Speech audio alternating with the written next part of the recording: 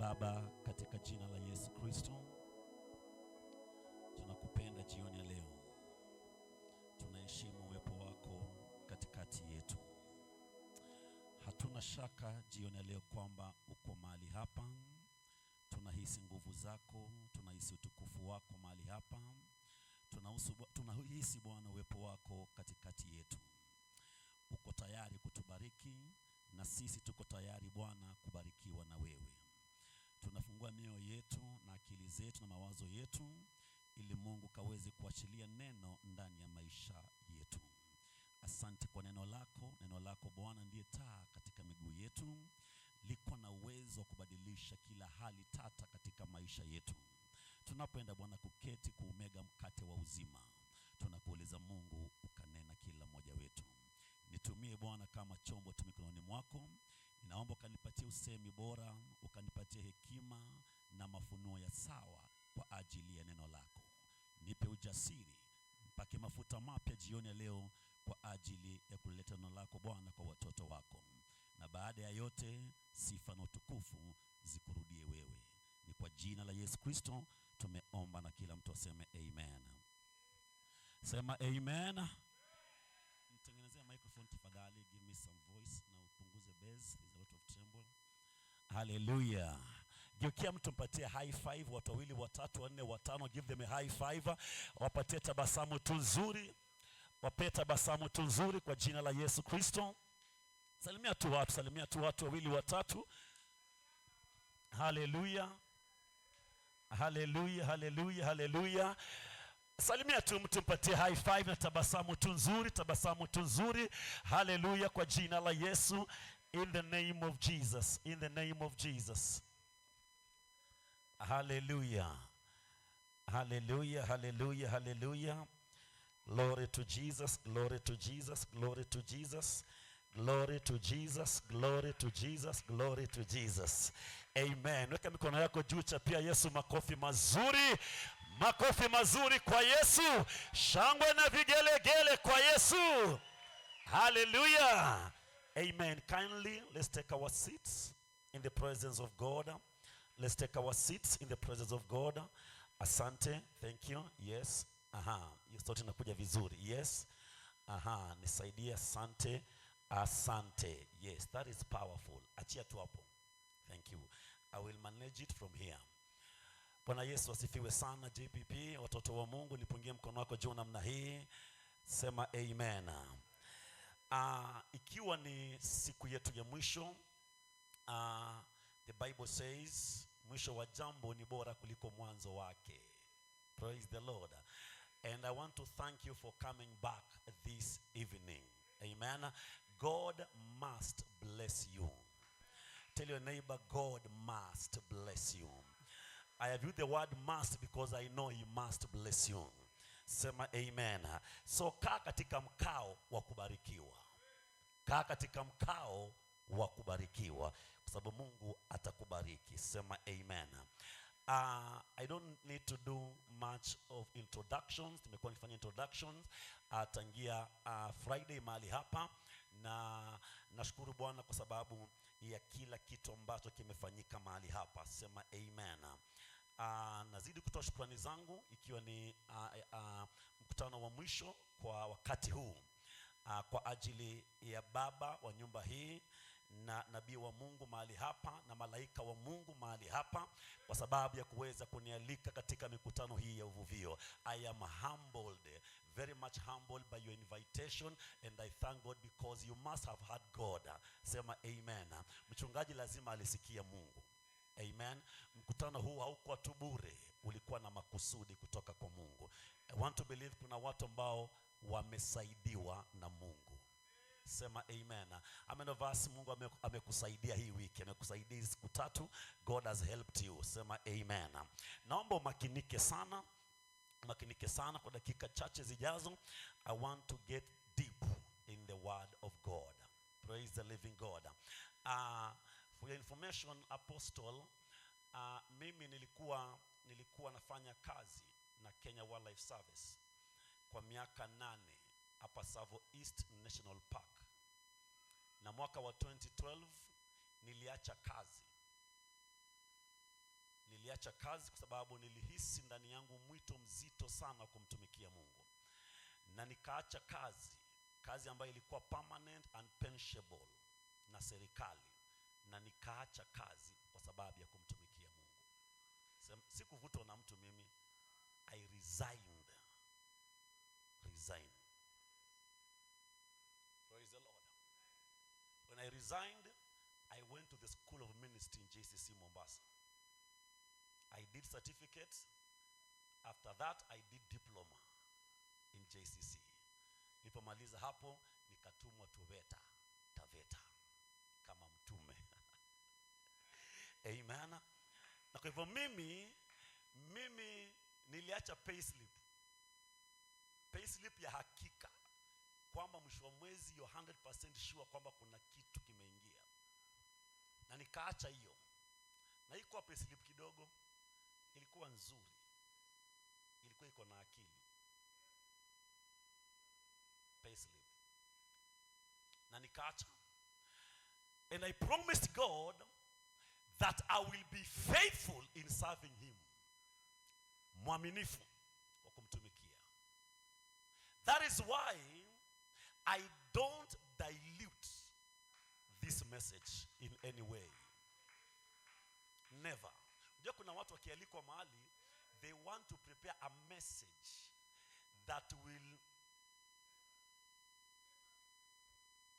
amen, ili wapate nini? Wapate sadaka kubwa. Sema amen. But God has helped me. Huko tulitoka huko, we are not there. Sema amen. We want to speak the truth, and that truth will set you free. Sema amen. So mimi nahubiri ukweli 100%. Sema amen. God will bless you. Thank you so much, Reverend John Wazen. John Wazen, apostle, huyu ni babangu mdogo. Yeye na babangu, they are brothers, biological brothers. Yeye na babangu. You don't know that, eh? Amen. Sema hallelujah. Natambua mke wangu, Pastor Rachel Behimbisa Ahereza. God bless you so much. I'm so happy to be with you around here. And I love you so much. You're the best woman under the sun.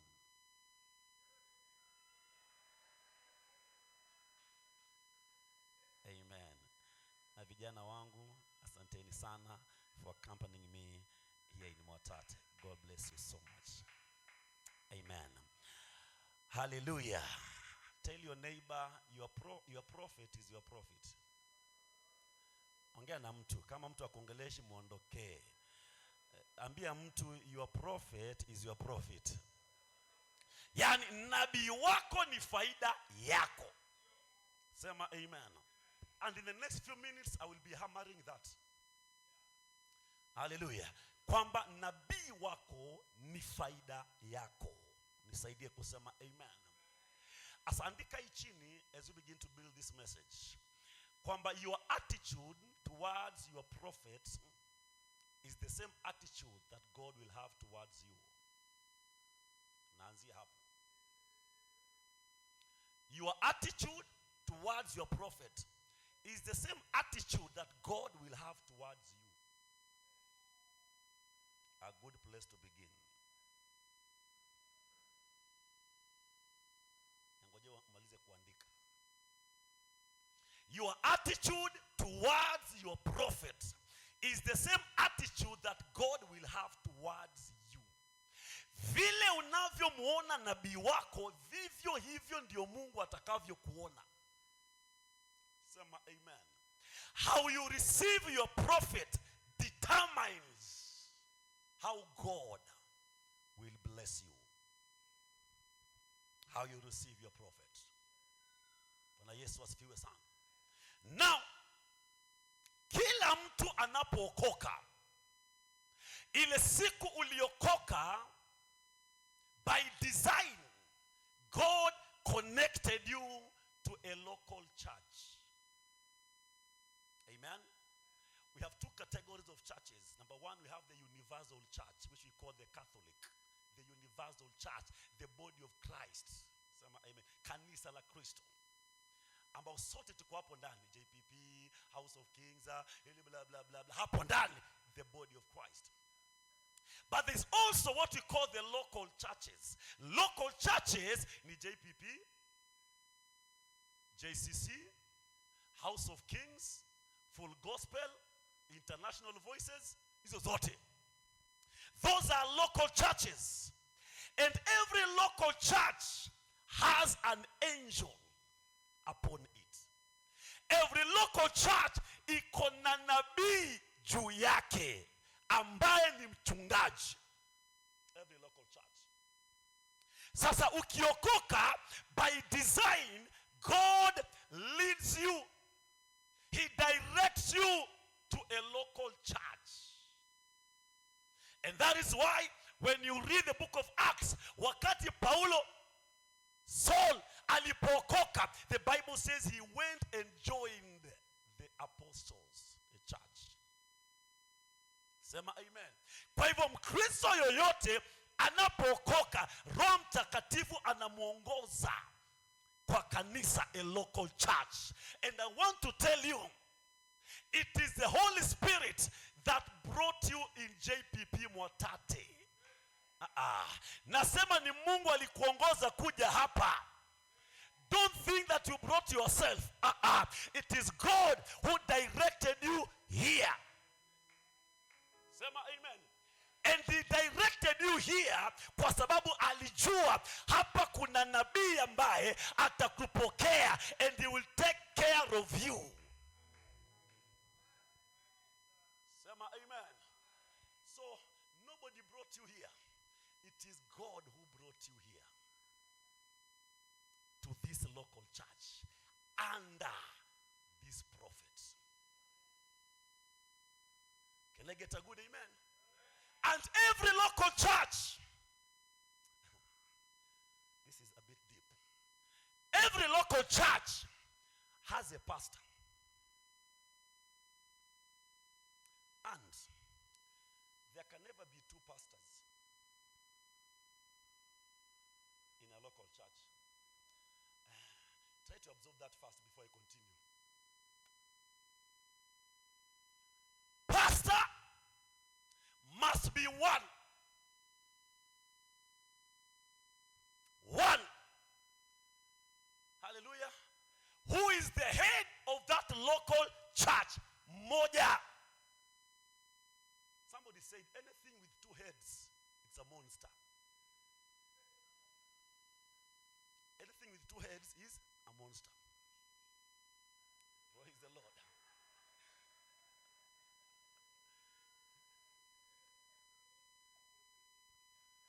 Amen.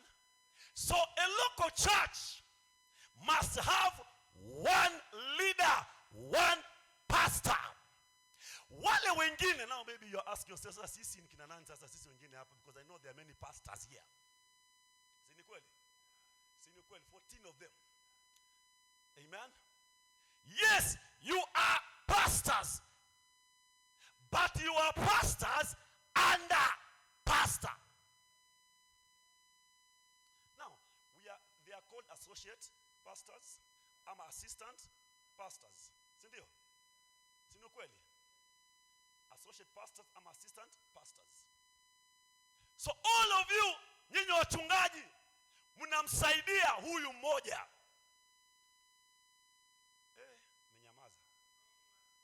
Menyamaza. Hallelujah. Praise the living God. All the pastors are supporting this one pastor. You are under this one pastor. Ndio maana kuna mchungaji hapa anastahili kuchukua tithe.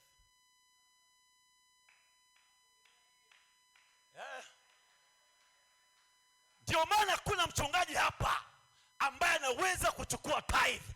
Tithe inapokelewa na mchungaji mmoja. Can I get a good amen? And sometimes these associate pastors, sometimes they don't understand their positions well. Amen. Assistant pastor. Assistant pastor. Assistant demonstrate. Assistant. Assistant. Assistant. Assistant. So pastors ni wangapi hapa?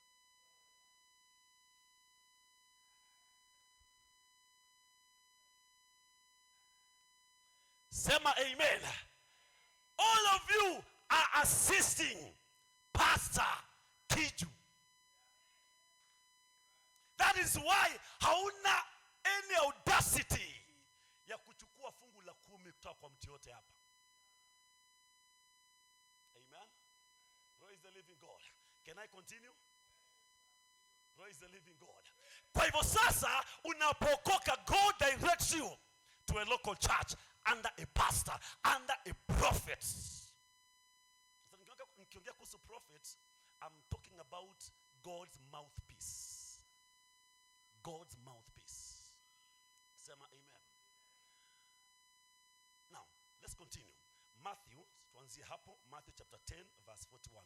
I have a couple of scriptures to read and I know God will help me. 10:41, tuanzie hapo. Tuanzie hapo. I promise I won't keep you long, so usijali. I will make sure kwamba I manage my time well. 10:41. Twende Matthew 10:41. Sikia hii. Whoever welcomes a prophet as a prophet will receive a prophet's reward. Underline that. And whoever welcomes a righteous person as a righteous person will receive a righteous person's reward. So there are two categories here being spoken. Kwamba whoever receives. Now, new other translations naongea kuhusu whoever receives. And if it is about whoever welcomes, it is one and the same thing. Anayepokea nabii. Now, the word receiving means to welcome. It means to believe in. Amen. It means to embrace him. Amen. So whoever receives a prophet, whoever believes in a prophet as a prophet, will receive a prophet's reward. There is something that every prophet carries, and that is a reward. Sema amen. Kila nabii akona a reward, thawabu ambayo amebeba. Ukimpokea, you will be automatically a partaker of that reward. Sema amen. Na hii kumpokea, nimesema tu si kumpokea hivi hivi, ni kumwamini, ni kumkaribisha kwenye maisha yako. Hallelujah. Ni kumtii na kumheshimu, kumpokea. Unapofanya hivyo, unapokea thawabu kutoka kwake. Hallelujah. Me as a prophet in House of Kings Taveta, I carry a reward. And anybody in Taveta that receives me will receive that reward. And I'm going to show you those rewards. Amen. But now the problem is the receiving, the welcoming. Hapo ndo kuna ngoma hapo. Hallelujah. Unaweza kuwa uko JPP, lakini wewe, you don't receive your prophet. You can be here, but you have never received your prophet. Oh yes. Unaweza kuwa hapa lakini haujawahi mpokea, haujawahi kumkubali kama nabii wa Mungu. And I'm going to show you some powerful things, some indicators. Hallelujah. Some signs ambazo zikikupata, automatically you have never received your prophet. You ready for that? Amen. Kaa vizuri, uwe na shock absorber za kutosha. Amen. Kuna vitu indicators nitakuonyesha. Zikikupata, ukijipata nazo, ujue automatically haujawahi mpokea nabii wako mpaka leo. Can I get a good amen? So there is a reward that comes by receiving. And this receiving is not just about my pastor. Pastor Keith is my pastor. It's more than that. It is more than that. Say amen. It means accepting him. It means welcoming him. It means believing in him. Receiving him. Sema amen. Kuna mtu anasaidika leo. Sema amen. And maybe Apostle Kiji utagundua kwamba kuna watu kwa nao hapa lakini hawajawahi kupokea. Labda. Sema amen. Sababu kuna vitu ambavyo tutaona hapa. So there's a reward. I don't talk about welcoming righteous a person. Hiyo ni nyingine. I'm talking about welcoming and receiving your prophets. Sema amen. So a prophet is the mouthpiece of God. A prophet. God speaks through him. He's the mouthpiece of God. Akisimama hapa, siye yeye anaongea. It is God speaking through him. He is a mouthpiece of God. Sema amen. So akiongea, si yeye tu. Ni Mungu amechukua kinywa chake na Mungu anaongea kupitia yeye. Sema amen nzuri. Sema amen iliyo na nguvu. Now, Galatians chapter 4 verse 14. Galatians 4:14. But before we go there, let's go to Exodus. Let's go to Exodus, then we come to Galatians. Exodus 4:11. Exodus 4:11. Exodus 4:11. Just be attentive to Exodus chapter 4 verse number 11. There's something I want to show you there. Then we continue. 4:11. The Lord said to him, who gave human beings their mouths? Who makes them deaf or mute? Who gives them sight or makes them blind? Is it not I, the Lord? The next verse. Now go, I will help you speak, and I will teach you what to say. Sema amen. I will help you. Verse 13. But Moses said, pardon your servant. Lord, please send someone. Huyu ni Musa anakataa kutumwa na Mungu. Anamwambia Mungu, tuma mtu mwingine. Mimi kama siwezi maneno. Verse 14. Then the Lord's anger burned against Moses, and he said, what about your brother Aaron, the Levite? I know he can speak well. He is already on his way to meet you, and he will be glad to see you. Verse 15. You shall speak to him and put words in his mouth. I will help both of you speak, and I will teach you what to do. Verse 16. He will speak to the people for you. Now listen to me.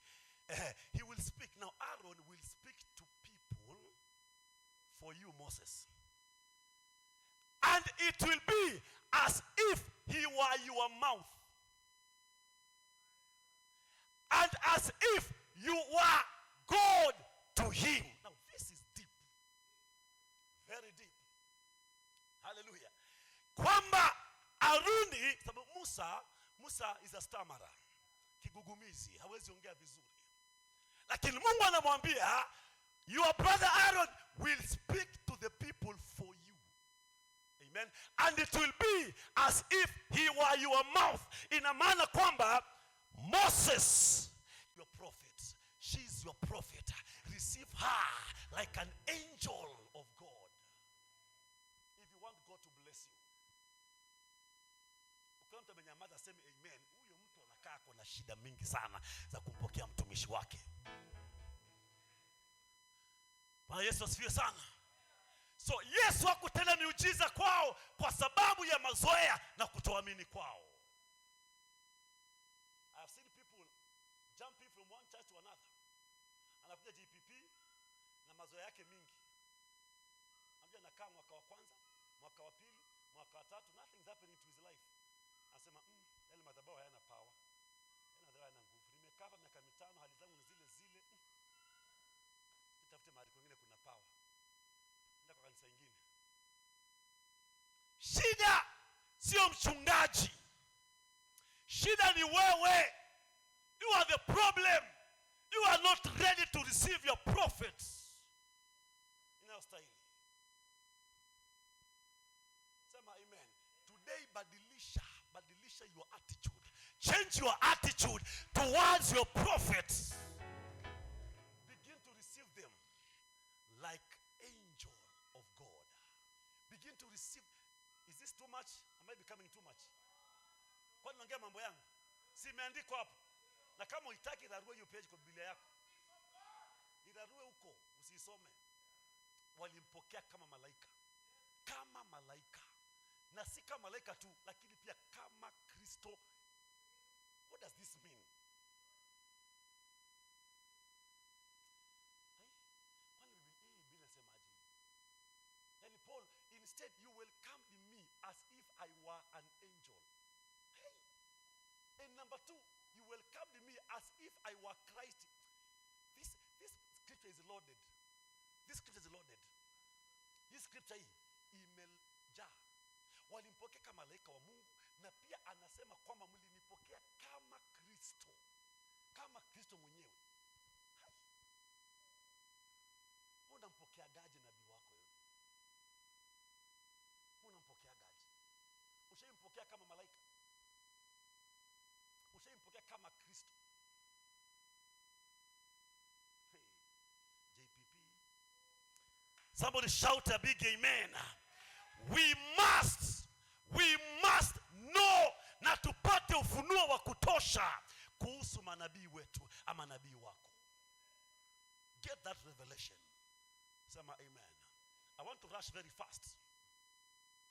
Amen. What profit do you get by receiving your prophet? Profit number 1, andika chini.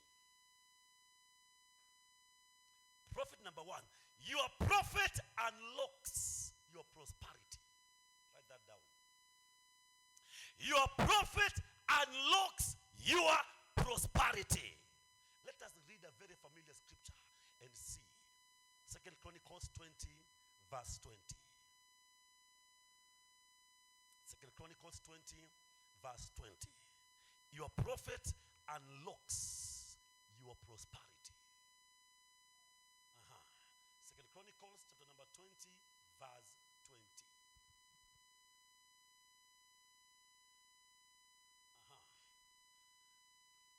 Are you there? Not yet. Hatujafika bado. 2 Chronicles 20. I can just find it in my script, in my Bible here, because mimi ni wale wa analog, niko na Biblia yangu hapa mimi. 20:20 inasema hivi: so they arose early in the morning and went out into the wilderness of Tekoa, and as they went out, Jehoshaphat stood and said, hear me, O Judah, and all you inhabitants of Jerusalem. Believe in the Lord your God, and you shall be established. Hey. Believe in the Lord your God, and you will be established. The second part of that scripture inasema kwamba believe his prophet and you shall prosper. Sema amen. Believe in the prophet and you shall prosper. Your prosperity is tied with your prophet. Andika hiyo chini. Kama utaki, andika. It is scriptural. Your prosperity is tied to your prophet. Hallelujah. Yaani hii hata usipoamini ni Biblia imeandika. Hallelujah. Anasema believe in the Lord your God and you shall be established. Kwa nini hakuweka hiyo prosperity hapo? Prosperity imewekwa kwa the second statement. Believe in his prophets and you shall prosper. Ufanisi umeunganishwa na nabii wako. Faida ya kwanza ya kumpokea nabii wako ni kwamba anafungua. He unlocks your prosperity. He unlocks your prosperity. He unlocks your prosperity. When you believe in your prophet, you shall prosper. Sema amen. Believe in your prophet. Accept your prophet. Sema amen. Welcome your prophet. He will unlock your prosperity. God is a God of design. Alidesign iwe hivyo kwamba prosperity yako imekuwa tied na nabii wako. Anybody wants to prosper here? Inua mkono wako juu. You want to prosper? Inua mkono wako juu. Kama utaki weka mkono wako chini. Everybody wants to prosper. Are you sure? Are you sure? Then believe in your prophet. Believe in your prophet. Believe in him. Whatever he says, believe it. Sema amen. You will prosper. Sema amen. Sema amen tena. Ezra 6:14. I want to give you scriptures ili useme kama ni maneno yangu tunaongea. That's why I give you scriptures. Sasa nimetulipasa ajenda stories zake kutoka Taveta.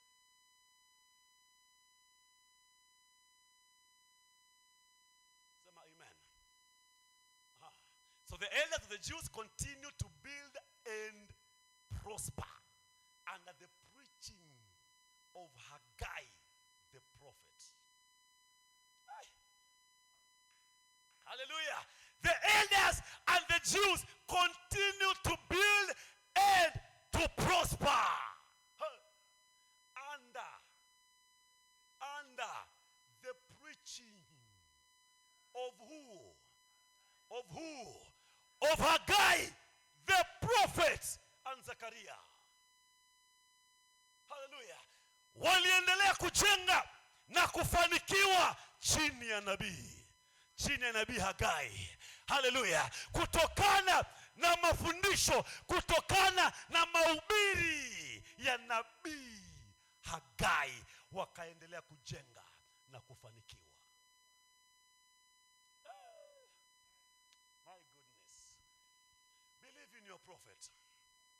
Believe in his preachings. As you believe in his preachings, you will continue prospering. Nasema you will continue prospering. You will continue prospering. Shout a big amen. Hallelujah. Ninaongea kuhusu faida za nabii wako. The third, is the third or second? The second prophet, your prophet preserves and directs you. He preserves and directs you. Preservation. Hosea 12:13. Hosea 12:13. Hosea 12:13. Let's rush very fast. The Lord used the prophets to do what? I wish you could get a New King James Version. Can you try King James Version, because naona kama amna the New King James Version. Nimezoea, mtanisamea tu. Nimezoea. Thank you. And by a prophet, the Lord brought Israel out of Egypt.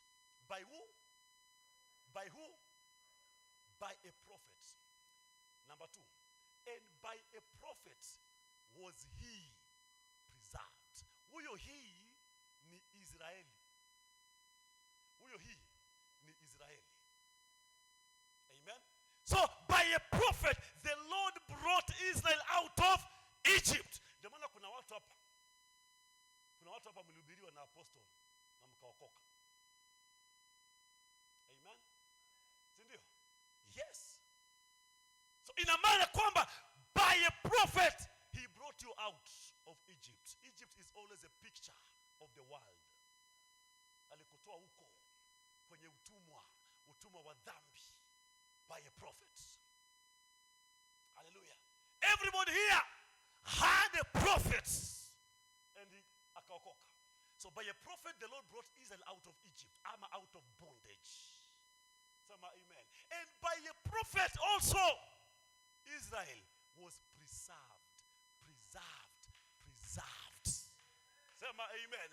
The second profit of your prophet is preservation. Kuhifadhiwa, thank you. Kuhifadhiwa. Nabii wako. Hallelujah.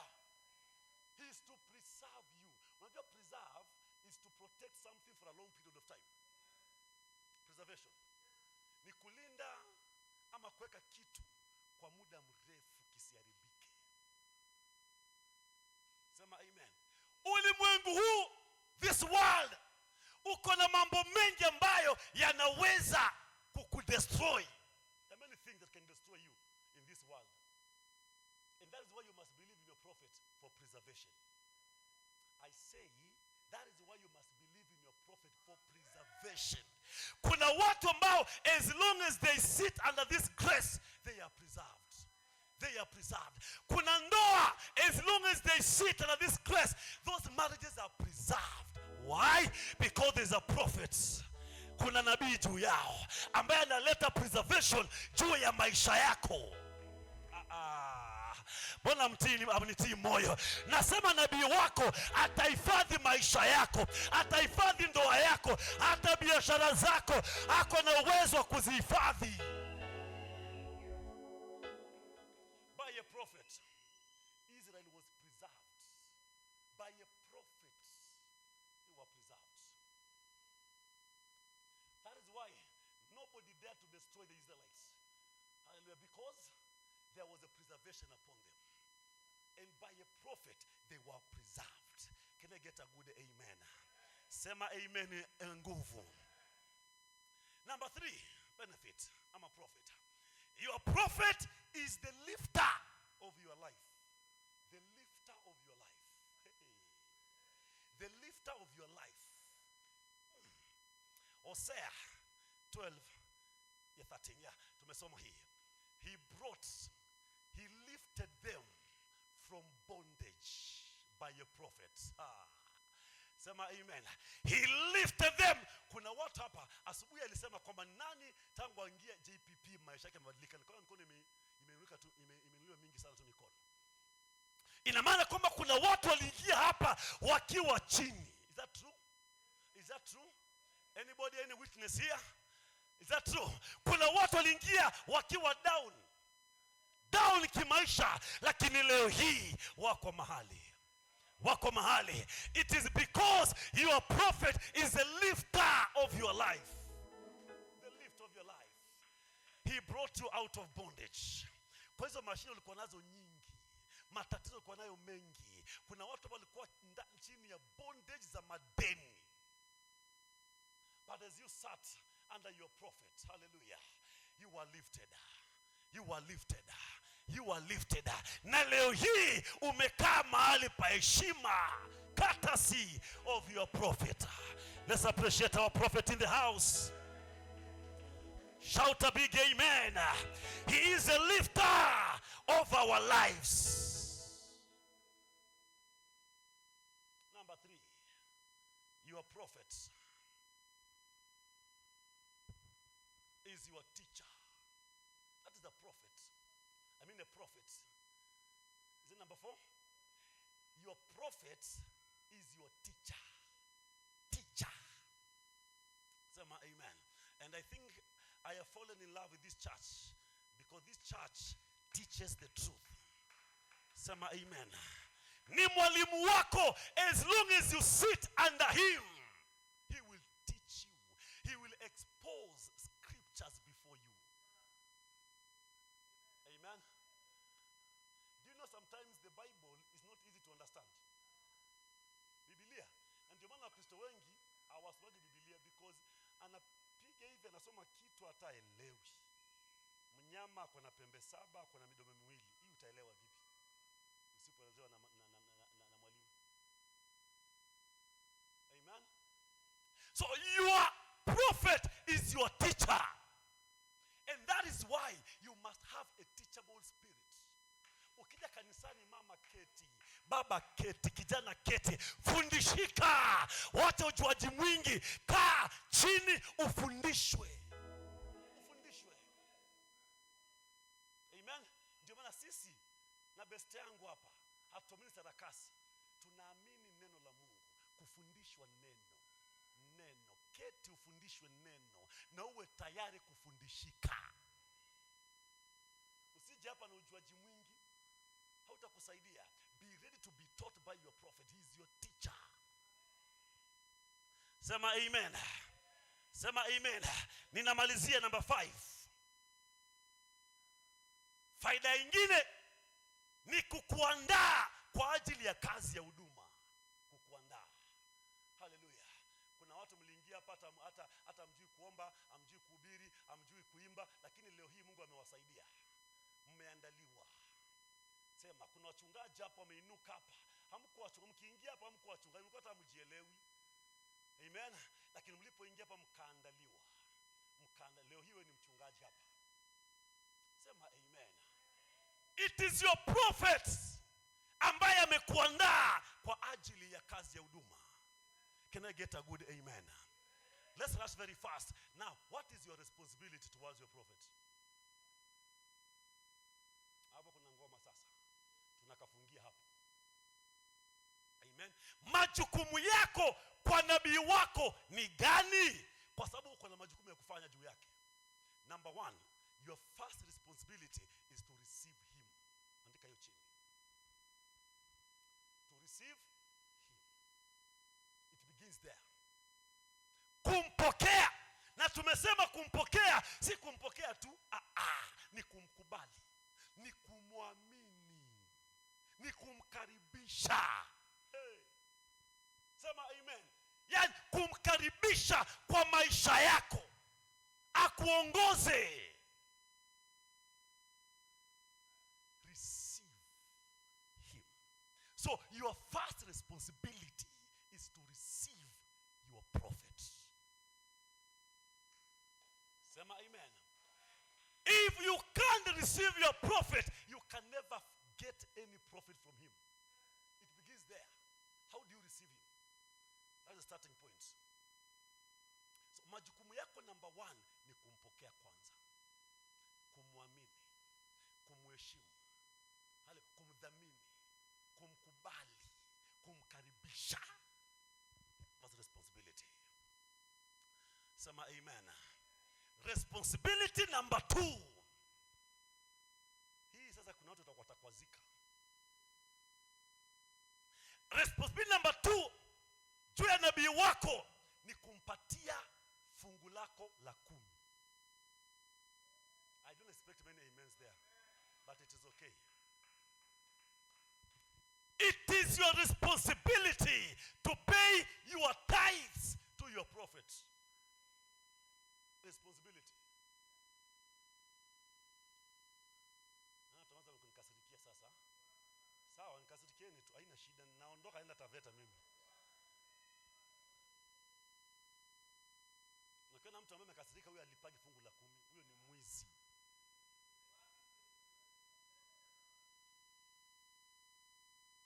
It is your responsibility to pay your tithe to your prophet. Not si mtu mwingine yote. Ni ajabu siku hizi kuna washirika ambao wako na wachungaji wengine kwa ma-TV.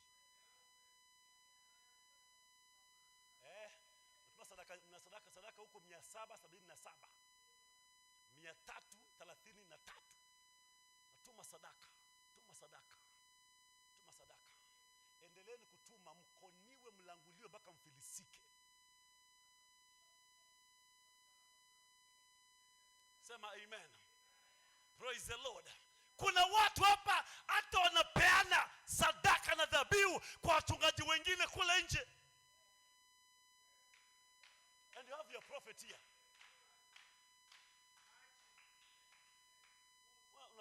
Unatuma madhabihu, sadaka. Atimwona powerful preacher anahubiri online. Unasikia ujumbe, unasema hii ujumbe ni wangu huyu. Unatuma sadaka shilingi 10,000 hapo. Unavunjiwa madhabahu.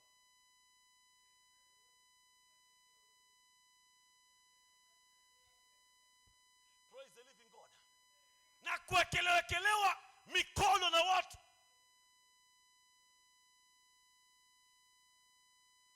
your tithe, by the way?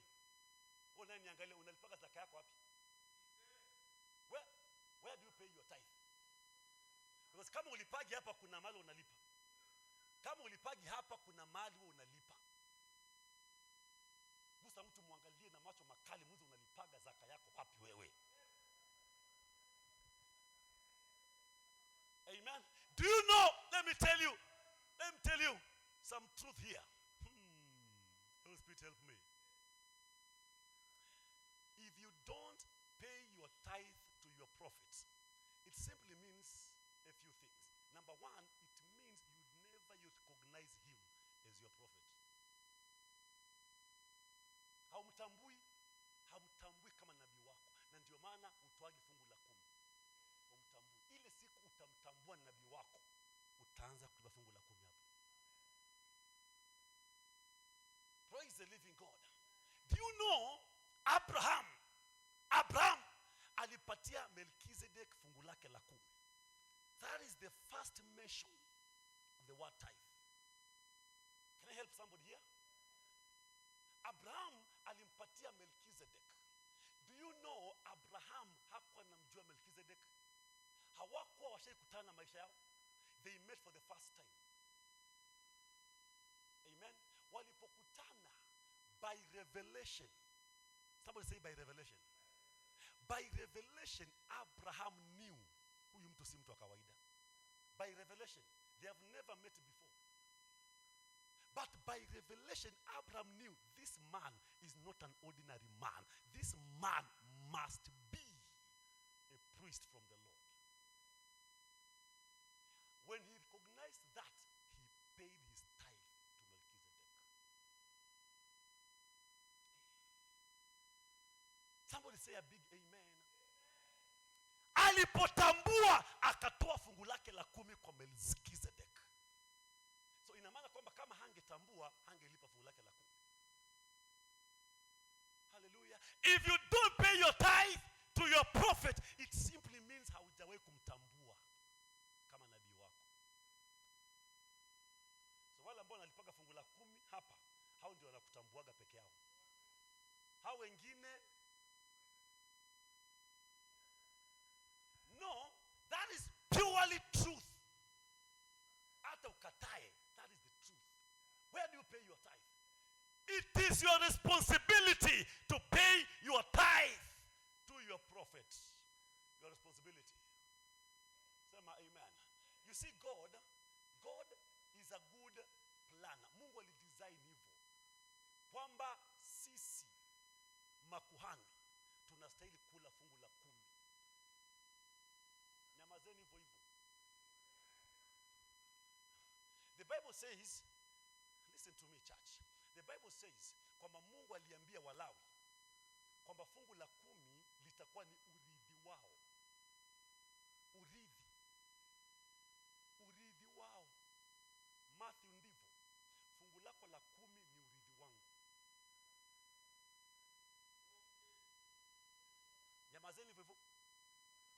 It is scriptural. 10% of your increase is my right. In fact, it's my right. Let me tell you. Ni haki. Ni right yake. Ni haki yake. Usipotoa unamnyima urithi wake. It is scriptural. I'm not adding anything up. Ni urithi wetu. Fungu la 10. Ni urithi wetu. Hallelujah. Usipolipa fungu lako la 10, nyinyi wa vijana wangu, if you don't pay your tithe to me, you are denying me my inheritance. Unanyanyasa kwanza. Haki yangu hiyo. Ni haki ya nabii wako kula fungu lako la 10. Ni haki yake. Sio kumsaidia, unamsaidia. Ni haki yake. You're not helping him. That's why you don't give your tithe. You pay your tithe. Haki yake. Sema amen. Akule fungu lako la 10, ashibe. Akiteua baraka juu ya maisha yako. Sema amen. Ask your neighbor, where do you tithe? Sema amen. Fungu la 10 litolewe kwa nabii wako. Yaani ukisikia unakwazika ndani yako, ujue uko na shida mingi sana wewe. You should be shouting amens mingi sana kwa hiyo point. Ndio niamini kwamba unalipaga fungu la 10. Lakini vile mnakaa mmenyamaza ni kama nyinyi ni waizi, mnaibia Mungu, mnaibia nabii wenu haki yake, mnamnyanyasa. It is your responsibility to pay your tithe. So if you don't pay your tithe, ina maana kwamba wewe haujatambua kwamba huyu nabii wako umemzoea sana. Mazoea yamekuingia. Kuna wengine mlipoingia hii church mlikuwa mnatoa fungu la 10. Lakini down the line siku hizo utoagi. Kama uko hiyo sample hiyo, ujue kuna kitu kilikuingia kinaitwa mazoea. Uligundua kumbe huyu pastor Evan kumbe hata ni mtu wa kedu. Mimi ni David tu ashikato. So unajua mimi kuna watu House of Kings walipoingia wakiniheshimu vizuri. Na wakaanza kutoa fungu lao la 10. Lakini baada ya 2 years, 1 year wakaanza kutotoa fungu la 10. Nikagundua mazoea yaliingia. Wakaanza kuona ugumu wa kutoa fungu lao. Sema amen.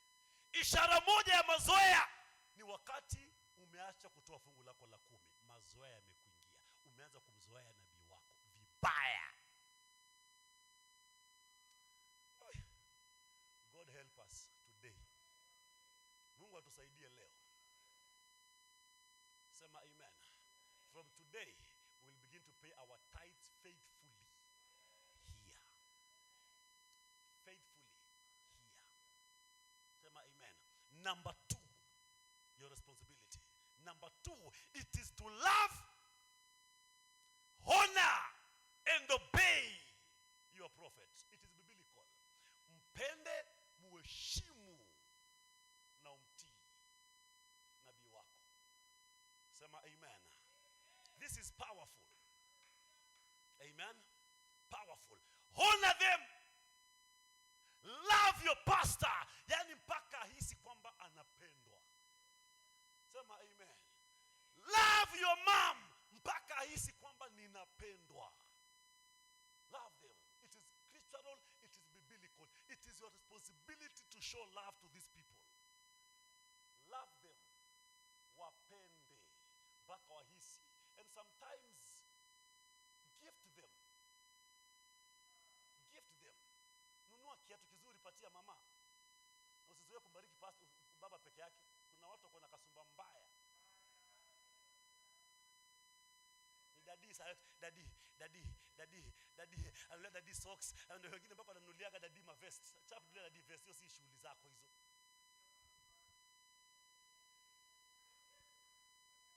Praise the living God.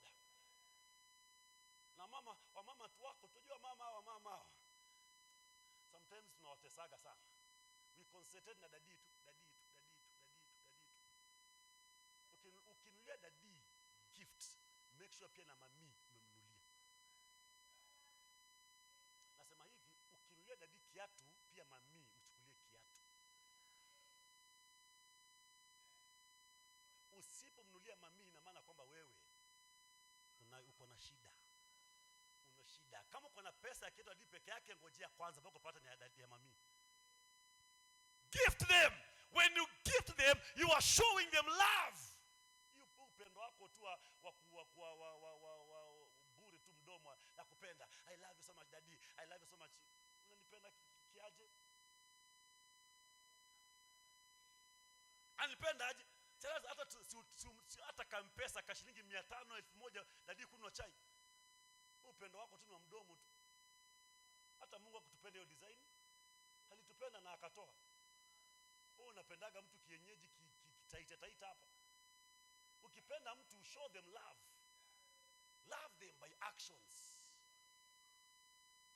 Na niangaliaje? Love them by action. Love your pastors. It is biblical. Nahitaji kupendwa pia sisi Bwana. Sema amen. Wapendeni wazazi wenu, wapendeni manabii wenu, wapendeni mpaka wahisi wanapendwa. Watakuwa na urahisi hata wa kufanya huduma, watakuwa na urahisi hata wa kuwaombea, because they know that you love them. Sema amen. Ukienda shopping hapa Baba Supermarket, fanya shopping yako na ya wazazi wako.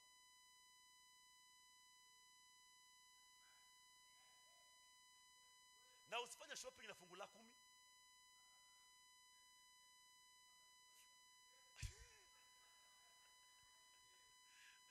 You see, there's a lady in church in Taveta ambaye alikuwa ananuaga maji ya kunywa. Sasa this lady alikuwa atoe fungu la 10, lakini alikuwa na make sure kwamba kila Jumapili amenunua maji ya kutosha, katoni 2, katoni 3. So one day I asked her, nikamuuliza, mbona hautoagi fungu la 10? Because mimi naulizaga, haki yangu lazima niulize, si ni urithi wangu, kuna shida nikiuliza? Nikamuuliza, akaniambia, mimi huwa nanunua maji kila Jumapili, naondaga fungu la 10 huwa nanunua maji. Nikamuuliza, nani alikuambia ununue maji na fungu langu? Pesa zangu unazipangia, pesa zangu unazipangia aje? Nani alikuambia mimi nataka maji?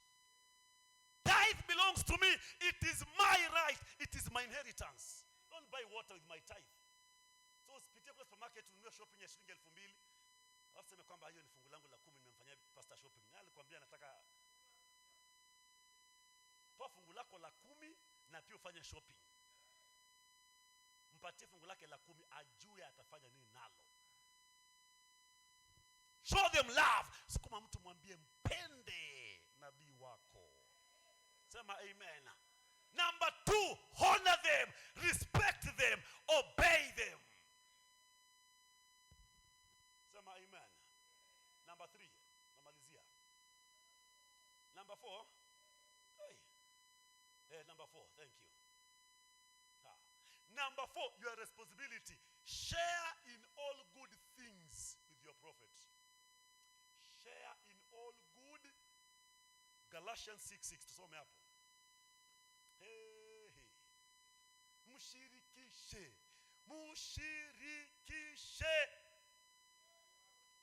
Mshirikishe. Uko wapi? Umefika hapo? Glory to Jesus, glory to Jesus. Let him that is taught in the word communicate unto him that teaches in all good things. But take Kiswahili tafadhali. Hallelujah. This is your responsibility. Mwanafunzi na amshirikishe mwalimu wake katika mema machache. Mema mengine. Mema yote. Unastahili, ni majukumu yako kushirikisha mkufunzi wako kwa mema yote. Mema yote. Hallelujah. It is your responsibility. Today things have turned around. Siku hizi mambo yamebadilika, kwamba huwa tunashirikishwa kwa mabaya.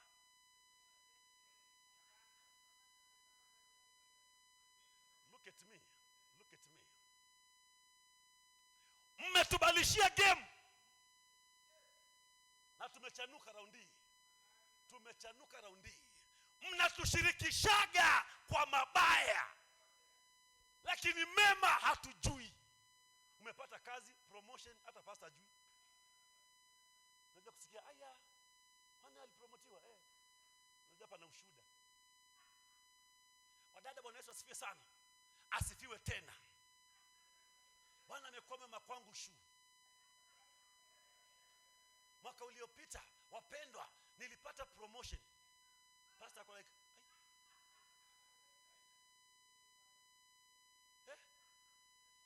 promotion. Asema na confidence.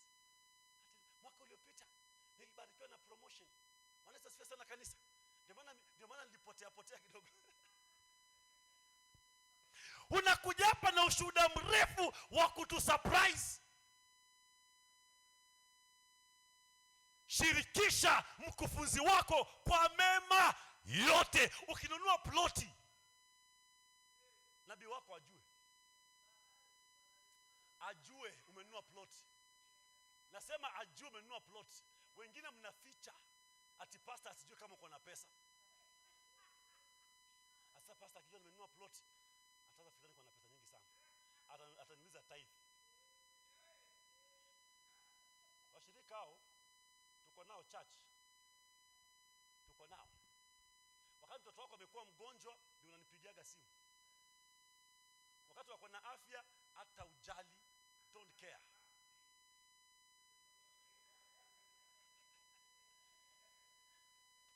Shirikisheni nabii wenu kwa mema yote. Yaani ukipata promotion, mtu wa kwanza nabii wako ajue unapata promotion.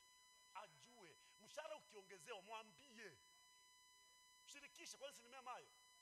Mimi nilikataa tabia ya kunishirikisha mashida zako. Kila siku ukiona tu simu, hii ni shida tu.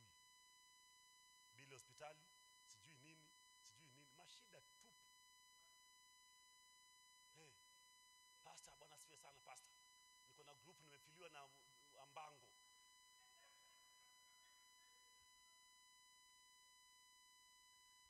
Ambango wangu alifariki. Hata wiki jao sitakuwa kanisani. Naenda kwa matanga. Pastor niombee. Ulipata biashara, ukumshirikisha. Hata pastor ajue kama uko unafanya business. Kama uko hapa na ujui na pastor wako ajue unafanya nini. Wewe ni wale tu. Hatakuwa lazima nimwambie kila kitu changu. My life, my choice. My dress, my choice. Lazima kwa nimwambie kila kitu. The Bible says mshirikishe kwa mema. Hebu tuongee. Mshirikishe kwa mema yote. Sio machache, yote mshirikishe mkufunzi wako. GPP mnaniangaliaje? Kwani story ni zangu hizi? So hii kasumba ya kushirikisha kwa mashida zenu, achaneni nazo. Praise the living God. Yaani wakati uko na shida ndio unakumbuka pastor. Hata uko na shida, simu zako zote, hata simpigie simu pastor mwambie pastor congratulations, ile message ya juzi ilinibariki sana. Ushawahi? Ama mwandikie message pastor, God bless you so much. Umebadilisha maisha yangu sana pastor. Mungu akubariki sana. Unafanyaga hivyo wewe? You don't do that. Sometimes encourage these people. Watie moyo. Mwandikie message. Pastor, ile message ya juzi ulinitoa mahali pastor. God bless you my dad.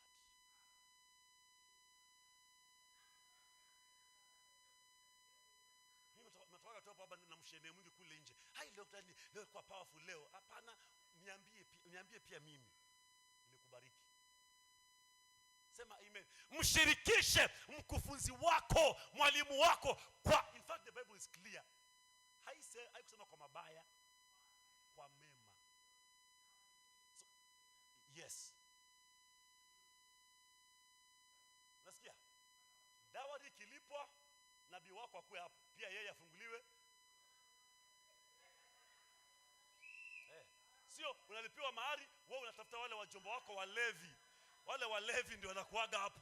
Wanaketi hapo na makoti makubwa. Sasa mpaka tufunguliwe mdomo kwanza. Na umekaa hapa JPP miaka 10 umetengenezwa. Ulikuja hapo ukiwa ujielewi. Na vile unaniangalia. Leo umekuwa kasichana karembo, kametengenezewa tu hapa JPP. Ulikuja hapa hata hujui kumachisha. Ulikuja hapo unekaa tu kienyeji. Mdabida wa kambi la punda. Umekaa hata ujielewe. Lakini mwaka mmoja, wa pili, wa tatu umeanza kuwa mtu wa kueleweka. Mtu kwa na akili. Unapata jamaa wa nguvu.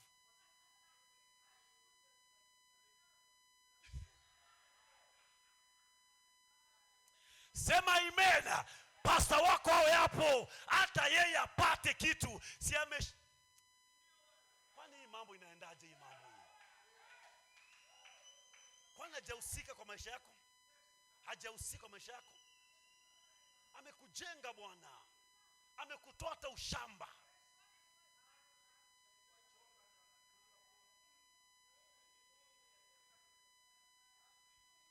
Nafanya mambo yenu tu. Sisi that's what happens. Wakati kimeumana, huyo baby wako, huyo darling wako ameanza kuwa shetani. Pastor, Bwana asifiwe. Huyu ndugu hata simuelewi siku hizi. Huyu dada tu hata siku hizi muelewi. Wacha kufuruke vizuri. Wakati mlikuwa mnapatana, mbona hamkunihusisha?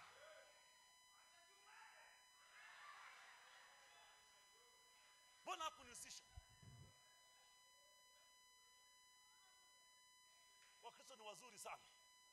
Mimi niliwaambia Taveta, siombei biashara yako kama kunishirikisha kufungua. Siniletee hapa ati pastor siku hizi biashara yangu haiendi vizuri, pastor niombee. Ukifungua ulinishirikisha. Uliniambia kwanza. Mimi nasikiaga tu. Ulifungua biashara, nasikiaga tu. Uko na boutique. Wakati mambo hayaendi vizuri ndio unanipigia simu. Yes pastor, nikumbuke kwa maombi. Naambia biashara yangu. Sikuombei. Mimi niliwaambia siwaombei. Sema amen.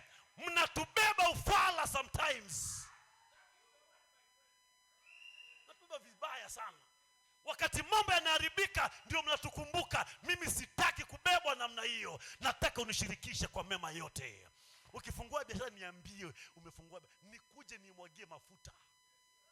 So kikiumana uko mbele nitakuja tena. Nitangaze kwa jina la Yesu. Unafanya mambo yako chini ya maji. Nataka unihusisha mimi. Kikiumana ndio unanikumbuka. Who am I to you? Mimi nani kwako? Ina maana kama unanidharau that much. Unatukwaza. Lakini raundi hii tumechanuka. Hamtatubeba hivyo hivyo. Shout a big amen. Kama unabarikiwa sema amen. Share in all good things with your prophets. Mwambie kwani iko nini? Nastahili kujua. Number the last, si namba ngapi? Amen. Pray for your pastor. Pray for your pastor. Pray for your prophet. Amen. Si kumtaja kwa maombi. Si kumtaja, muombe. Muombe seriously. Nani hapa usinue mkono? Nani hapa ameshaifunga just because of his prophet? Umejinyima chakula, unaombea prophet wako.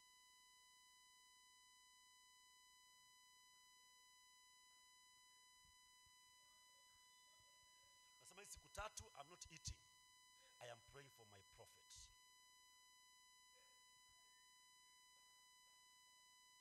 Huwa mnatutaja tu kwa maombi, mnatutaja. Bwana nakumbuka pastor wangu. Kwa jina la Yesu. Kwa jina la Yesu. Unapita hapo. Unamuombea 3 hours mamako. Wewe unajiombea masaa mawili, Bwana nikumbuke. Bwana kumbuka kazi yangu. Kumbuka watoto wangu. Kumbuka biashara yangu. Kumbuka kila kitu. I love what you said in the morning. Come back from tomorrow. Haujiombei, unaombea ndugu yako. Tuache selfishness. Every time you pray ni wewe tu. Ni wewe tu. Bwana nikumbuke. Bwana nisaidie. Bwana ni wewe tu, ni wewe tu, ni wewe tu. Mchungaji wako unamkumbukaga wakati kimeumana. Tunakataa hiyo tabia. Kwa jina la Yesu. Pray for your pastor. Take time, fast for him. Unafikiri zile vita anapigana nazo unaziweza wewe? Zile vita tunapigana, wewe unaziweza? That's why you must pray for your prophets all the time. Pray for him. Ikiwezekana fast and pray for them. Si sauti kuonyesha tu kidole tu, sauti kidole. Wewe unataka tu makosa tu. Una kitu kizuri kutoka kwao. Do you pray for them? Prayer is part of solution. Do you pray for your pastors and your prophets? Tell your neighbor it is your responsibility. Ambia mtu ni majukumu yako hayo. Sema amen. The last point, then we pray. Support his vision.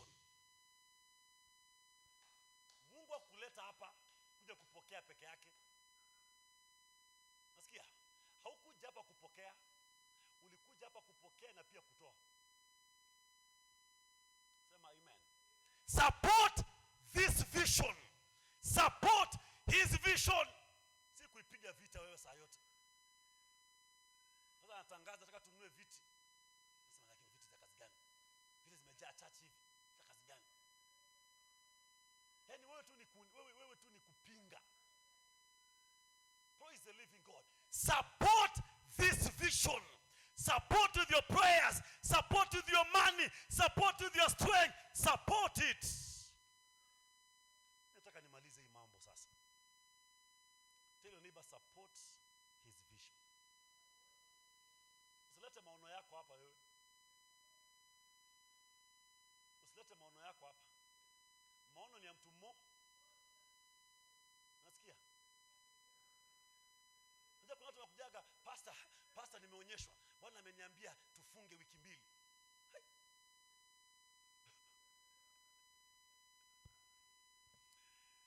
Usilete vision zako hapa. Vision ni moja hapa. Vision ni moja. There is only one vision carrier here. All others here are vision runners. Tunakimbia na hiyo maono moja. Sema amen. Pastor akisema kitu, sote tunakimbia hapa. Akisema tunapitia hapa, usiulize maswali, changanya, pitia hapa. Sema amen. Wacha mambo mingi. Uliza maswali baadaye. Amen. Unajua mimi pia nimekuwa askari. And my brother here is an askari. Anajua ukiambiwa kitu you take command order kwanza. Ukiambiwa ruke hapa, ruka kwanza, ukiumia uliza baadaye mbona uliniambia niruke? Sema amen. Support the vision of your prophet. It is your responsibility, and that is why God brought you here. Sema amen. Alikuleta hapa ili ukaweze kusupport hii vision. And that is the reason why you should pray for God to bless you. Sema amen. Amen of us. Nani hapa angependa kubarikiwa na Mungu financially? Na mkono wako juu. Usiogope sitakushia pesa mimi. You want God to bless you financially? Ask your neighbor, why do you want to be blessed financially? Tumalizie hapo. Mbona nataka kubarikiwa na pesa? Kwa nini? Bwana anibariki na pesa ili maadui zangu wajue mimi ni nani. Bwana nibariki ule ni anti yangu alinyima kazi, ajue kwamba wewe ni Mungu wangu. Christians have funny reasons, awkward reasons. Bwana nibariki maadui zangu washangae. Kuna wakati tumemdharau, kuna wakati tumemwongea vibaya, kuna wakati tumemzoea. Kile kitu ambacho alikuwa seme, Aruni atakisema. So now Aaron becomes a mouthpiece of Aaron. Now Moses, thank you.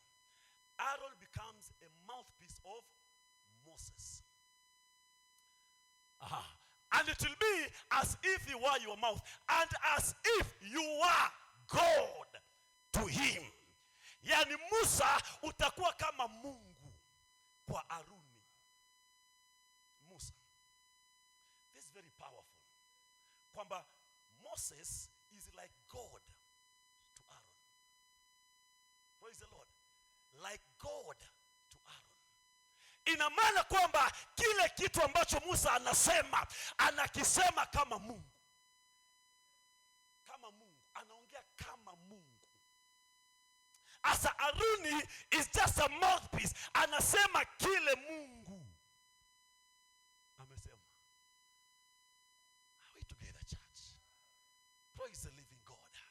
So now, Aaron becomes a prophet. A prophet. I think New King James Version inaongea kuhusu prophet, if I'm not wrong. Verse 17, what does it say? But take this staff in your hand so that you can perform the signs with it. Now, the other translation, New King James Version inaongea kuhusu Aaron will become your prophet, your mouthpiece. Amen. I want to show you kwamba prophet sio yule mtu ambaye anakuangalia anasema ninaona kwenu mko 7, 3 walikufa, anatetemeka na anabadilisha sauti. Siongei kusoma nabii. I'm talking about God's mouthpiece. Hallelujah. So your pastor is your prophet, meaning he is God's mouthpiece in your life. Simply means that. How many of us want to hear God? How many of you have ever heard God? Ushaisikia Mungu akiongea? Ushaisikia Mungu akiongea? Inua mkono wako juu. Mikono ni 1 2 3 4 5. Bado hatujaelewa hii maneno. Amen. Mungu ameshaongea na umesikia akiongea hata hapa. It is only that you don't understand. But when your prophet stands, he stands like God. He is the mouthpiece of God. When you understand that, utaanza kumheshimu zaidi mchungaji wako. Sema amen.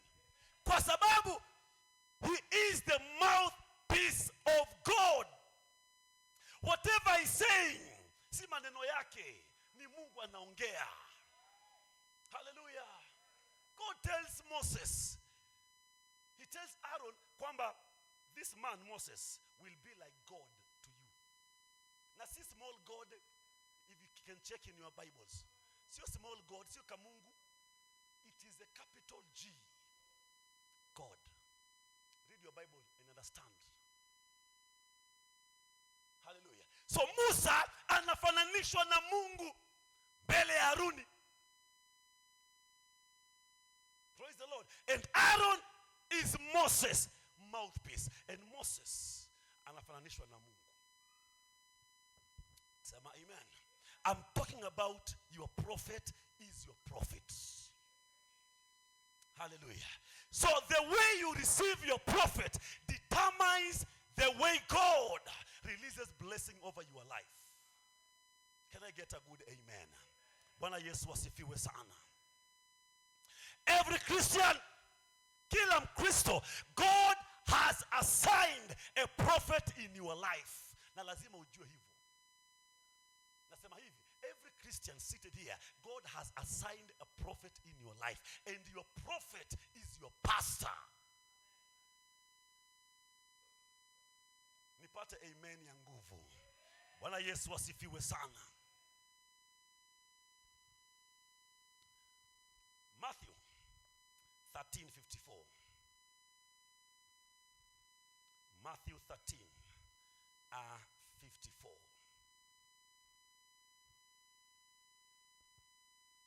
Kuna roho hapa lazima tuue, tuiangamize. Sema amen. Matthew 13:54. Coming to his hometown, this is Jesus, he began teaching the people in their synagogues, and they were amazed, wakashangaa, and they said, where did this man get this wisdom and these miraculous powers? Watu wakashangaa waliposikia Yesu akifundisha, wakashangaa, wakaulizana. Verse 55. Sikiza. Isn't this? Give me Kiswahili and English ili niweze kubalance vizuri. Add Swahili there. Thank you. Ashabu. Wakasema, je, huyu si mwana wa seremala? Mamake si yeye aitwaye Mariamu? Unajua wanashangaa. Wanashangaa huyu mtu, hii hekima ametoa wapi huyu mtu? Amen. Hii miujiza ametoa wapi huyu mtu? Wakaulizana, wakasema, na huyu kijana huyu. Si ni mwana wa seremala? Na seremala tunamjua. Tunamjua seremala. Wakitaja seremala, wanamjua ni Yusufu. Listen very carefully here. Wakasema, hata mama yake si ni yule anaitwa Mariamu? Tunamjua pia huyo mama. Amen. Wakasema, na ndugu zake si ni Yakobo, si ni Yusufu, si ni Simoni, si ni Yuda? Ndugu zake. Na kama huko unajua kama Yesu alikuwa na ndugu zake, ndio hao wametajwa hapo. Mabrother zake Jesus na masiste za Jesus metajwa hapo. Sema amen. So watu wakashangaa, wakasema huyu kijana tunamjua, babake tunamjua, babake ni seremala Joseph Yusuf, tunamjua yule baba, ako na workshop yake kule chini, tunamjua. Amen. Mama yake tunamjua, tuko kwa kikundi kimoja, mama yake anaitwa Mariam, tunamjua Mariam, yule Mariam moja yule.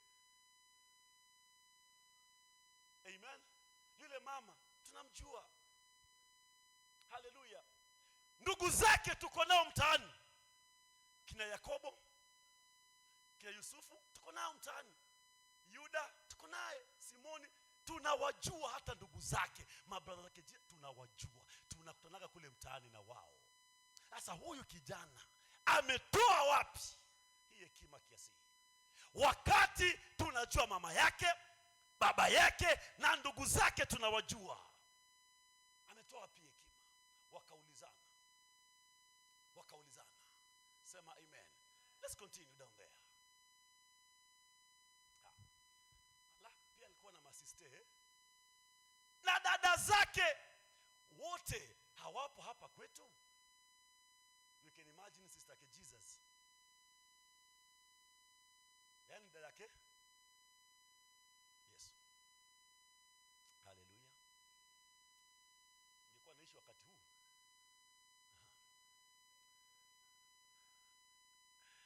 Asa basi huyu amepata wapi haya yote? Haleluya. Verse 57. Wakachukizwa na yeye. Asa nini kilifanya wakamchukia Yesu? Nini honestly? Wakachukizwa naye. Yesu akawaambia, nabii hakosi kupata heshima isipokuwa katika nchi yake na nyumbani mwake mwenyewe. Verse 58. Sikia now. The Bible says, wala hakufanya miujiza mingi huko kwa sababu ya kutoamini kwao. Praise the living God. The Bible is clear kwamba Yesu hakufanya miujiza kwao, si kwamba alikuwa hana nguvu, si kwamba hakuwa na power, ni kwa sababu ya kutomwamini Yesu.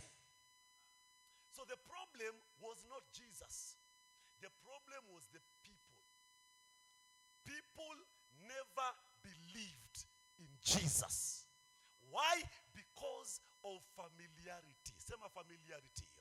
Sema familiarity. Mazoea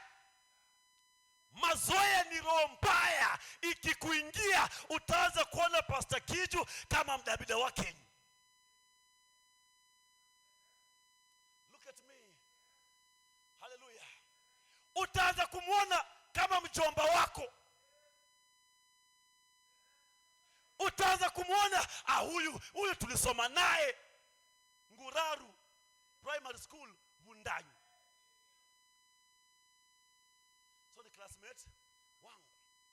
Mamake tunamjua, yule mzee. Hata babake tunamjua. Amen.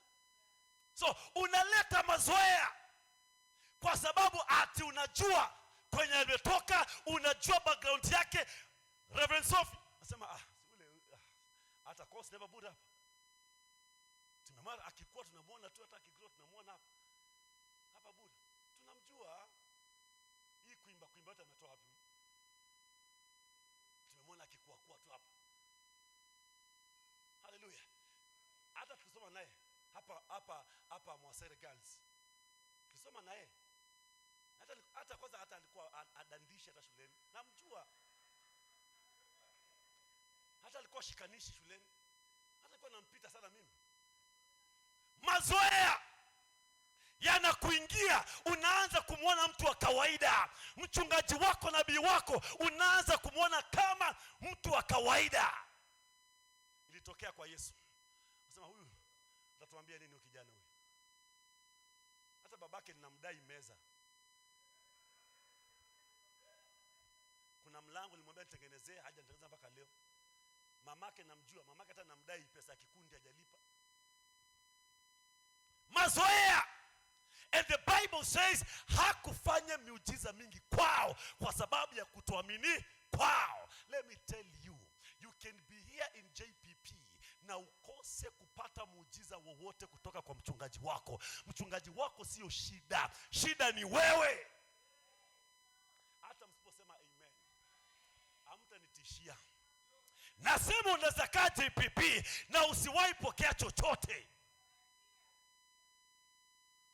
Unakuja hapo, unaingia, unasikia neno, unaenda home empty. Mazoea. Gusa mtu mwambie acha mazoea. Mwingine gusa mwambie acha mazoea. Acha kumzoea nabii wako. Nabii wako si best yako, si schoolmate wako, si size yako, sio ligi yako. Acha mazoea. Tumezoea. Tunaona kama ni watu wa kawaida tu. Sema amen.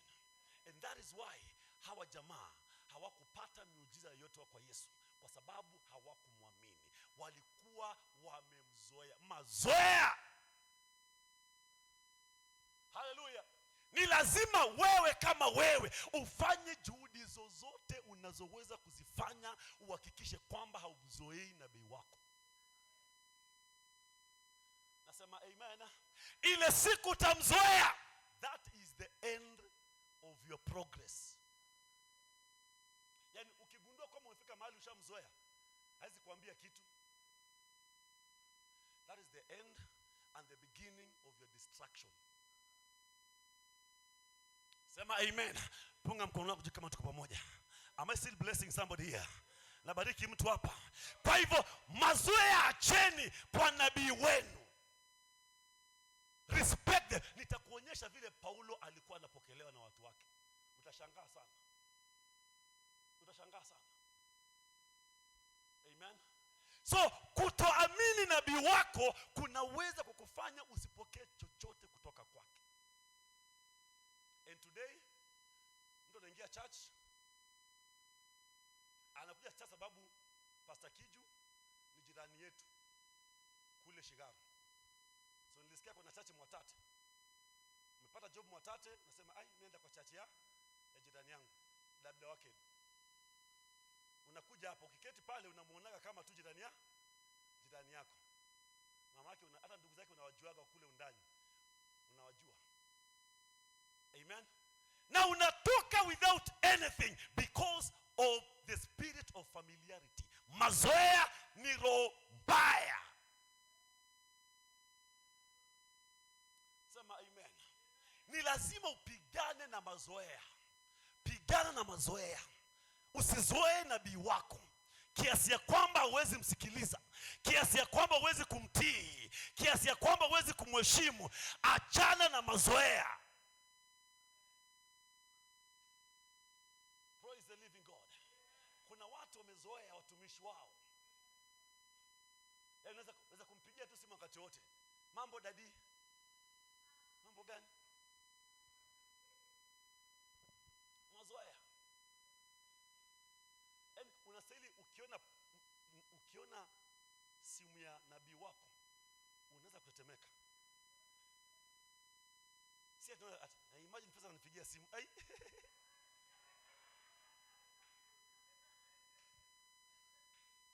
Unashika. Aje dadi. Praise the Lord dadi, mambo.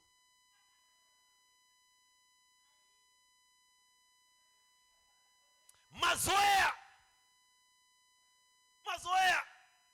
Pastor anaingia mahali mlikuwa mnaongea hata ni kama hata mweje, mnaendelea na umbea tu. Na pastor ameingia tu hapo hata hamna shughuli. Bwana Yesu asifiwe sana dadi. Amen. Na mnapiga tu umbea hapo.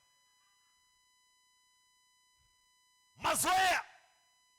Yaani nabii wako anasema akiingia mahali mnanyamaza nyote. Hata mnaomba atoke haraka haraka aende ashike shughuli zake. Hataki mazoea na huyu mtu. Sababu tunajua tukimzoea hatutapokea chochote kutoka kwake. Can I get a powerful amen? Mazoea ni mabaya. Kataa mazoea kwa nabii wako. Sema amen. Galatians chapter number 4. Galatians chapter number 4. Verse 12. Galatians 4:12.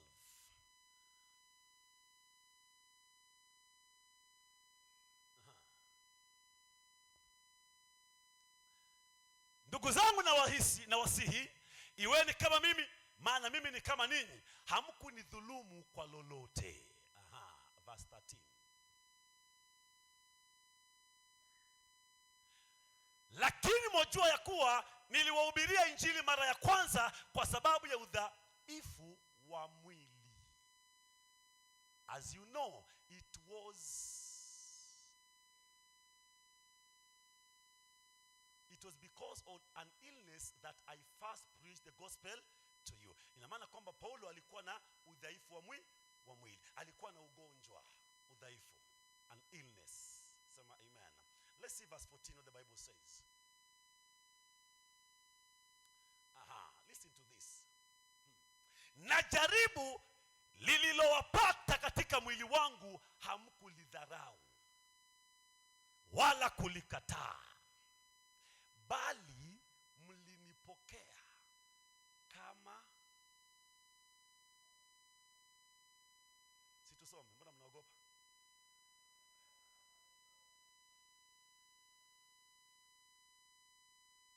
Walimpokea kama malaika wa Mungu, kama Kristo Yesu. See how the Galatians received Paul. Because Paul was their prophet. Paul ndio alifungua hii church. So he was their prophet. The Bible says kwamba lile jaribu lililowapata katika mwili wangu hamkulidharau wala kulikataa, bali mlinipokea kama malaika wa Mungu na kama Kristo Yesu. This is powerful. Kwamba hawakumpokea Paulo kama beste yao, walimpokea Paulo kama malaika. Gusa mtu muulize, how do you receive your prophet? Ongea na mwingine muulize, unampokeaje nabii wako wewe? Hawa walimpokea kama malaika. You can imagine how they received him as an angel, malaika. Wewe malaika akija kwako utampokea, yajua ni malaika huyu express toka mbinguni, utampokeaje? Malaika. They received Paul as an angel of the Lord. Sema amen. Na kama Kristo Yesu, ina maana kwamba walimheshimu sana Paulo, wakampokea kama malaika. How do you receive your prophet? Do you receive him as your friend, as your colleague, as your neighbor, as your schoolmate, ama as an angel of the Lord? And there was silence in the house. Sema amen. Unampokea aje wewe nabii wako? Walimpokea kama malaika wa Mungu na kama Kristo Yesu. Kwa sababu ya heshima waliokuwa nayo juu ya Paulo, wakampokea kama malaika. And that is why Paul did a lot of things those days, because walimpokea vizuri. Nipate amen nzuri. Hallelujah.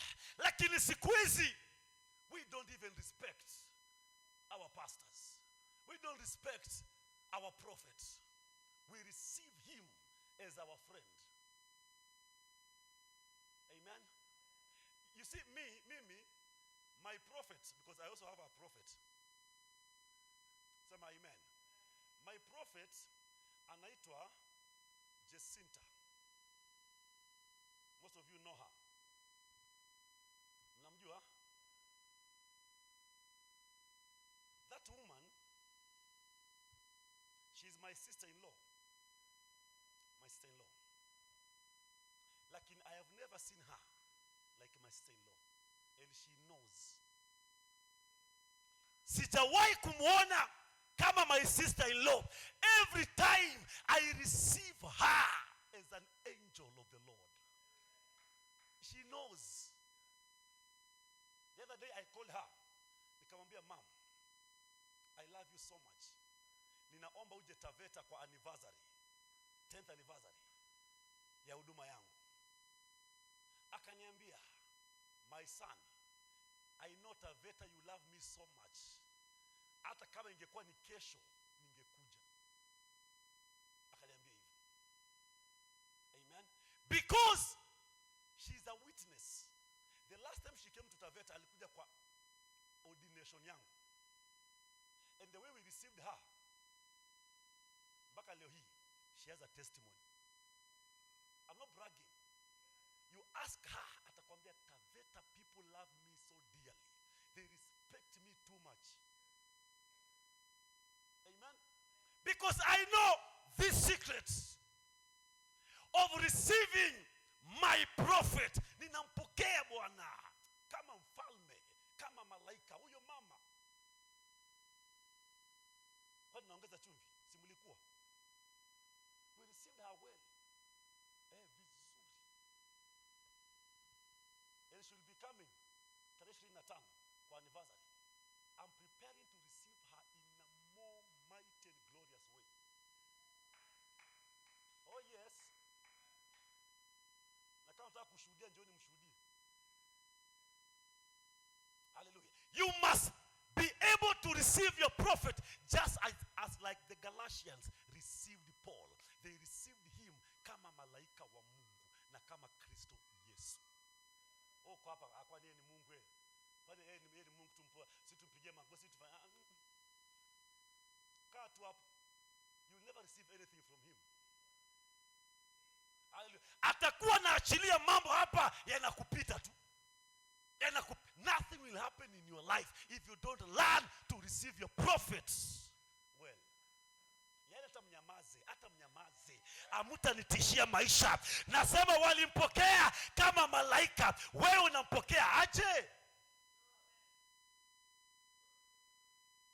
Sema amen. Hata kama ni uncle yako, hata kama mlisoma na yeye, acha hiyo story. Hamko ligi moja. Huyu Sophie, hata kama mlikuwa na yeye kule mtaani kule Bura sio wapi, hamko ligi moja. He is